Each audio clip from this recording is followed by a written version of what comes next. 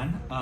I'm Avi Singh from GMC Amritsar, and the reason that I took up this topic, circadian rhythm disorders, besides being one indication that I try that whatever I'm doing is connecting towards my passion towards neurology, was also the fact that I'm a big pursuer of research that I can find immediately relevant in my surroundings, as well as can have impactful consequences, hopefully.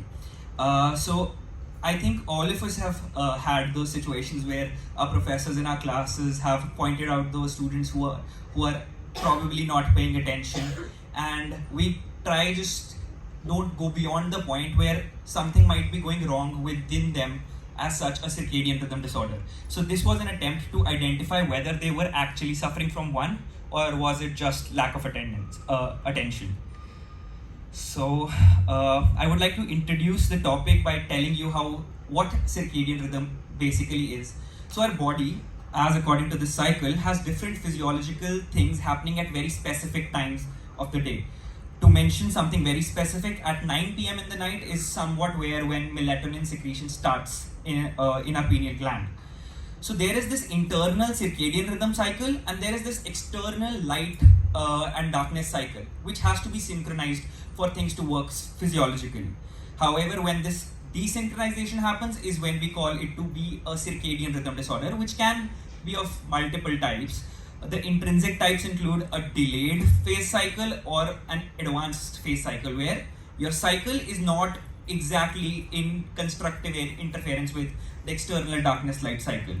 Also, there is, to point an interesting thing over here, a non-24-hour sleep-wake syndrome, which logically can be seen more commonly in blind people because they cannot have a better sense of light and day.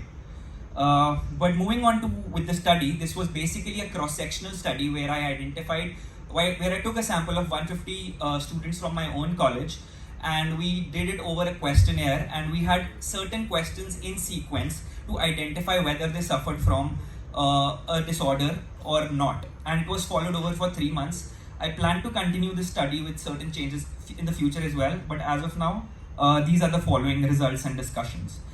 Before that, the aims and objectives were to assess the prevalence of these disorders, to identify the most common perceived causes, effects, and most practical solutions, because we wanted to take one step further if we could do something about it.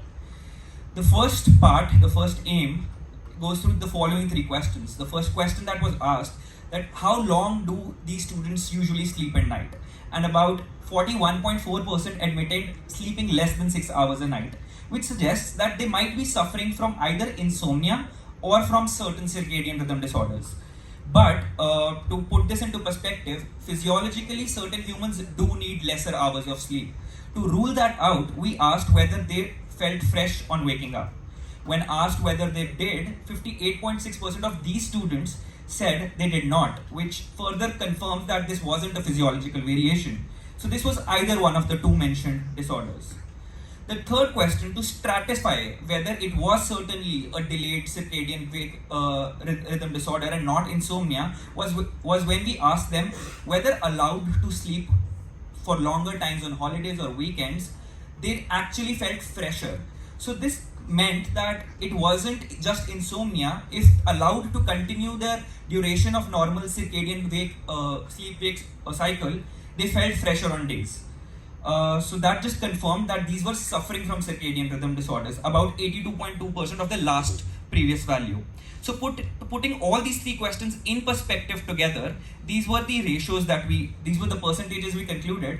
And if I put it all into perspective, overall 48% of those 150 students did suffer from a delayed circadian rhythm disorder. Is this the first bell?